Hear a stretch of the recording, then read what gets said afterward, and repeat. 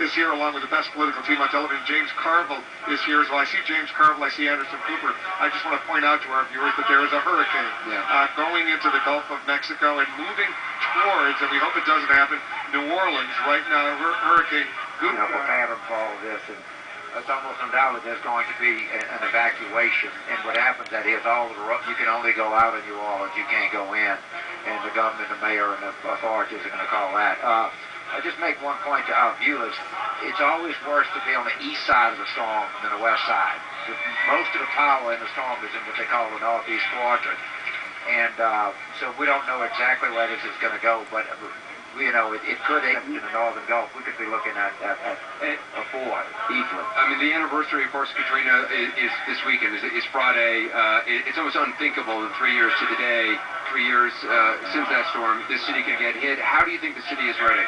You know, the city, I mean, they've rebuilt levees. We don't know how strong they are. They've done it really fast. I don't want to criticize something until we see what happens.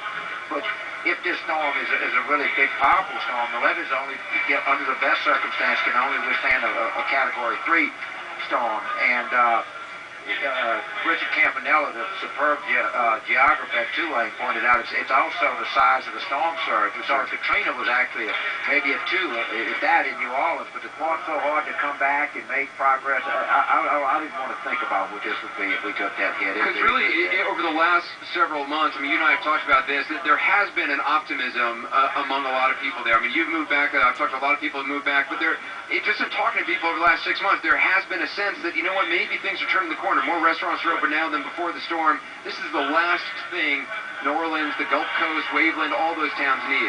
Yeah, it is. And you know, people who are less fortunate than me have come back and put a lot of money in this. A lot of businesses, you're right, the restaurants, Magazine Street is full of businesses. Mid-City is really coming back nicely. The Mahogany has really come back beautifully. It is, if there is a prayer, I don't want anybody else to get a hurricane, but say a little one that something happens, and we're just not ready for this one yet. I pray to God we don't get this.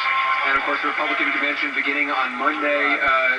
You know, it seems a small thing to talk about in the wake of the potential of a hurricane, but what sort of political impact that may have? Right, no telling. And Governor Jimbo has already said that he was already scheduled to speak at the Republican convention like Thursday night, Wednesday night maybe, I don't want to say exactly.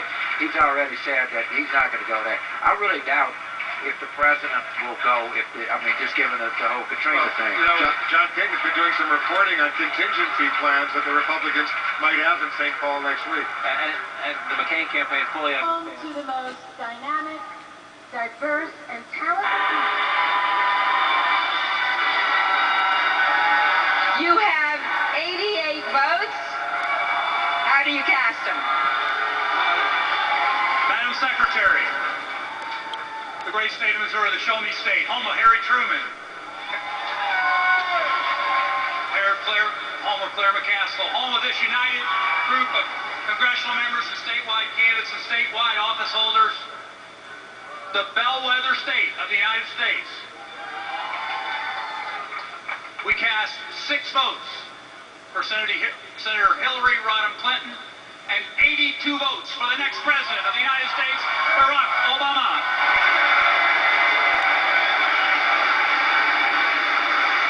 Missouri cast 82 votes for Senator Obama and 6 votes for Senator Clinton. Montana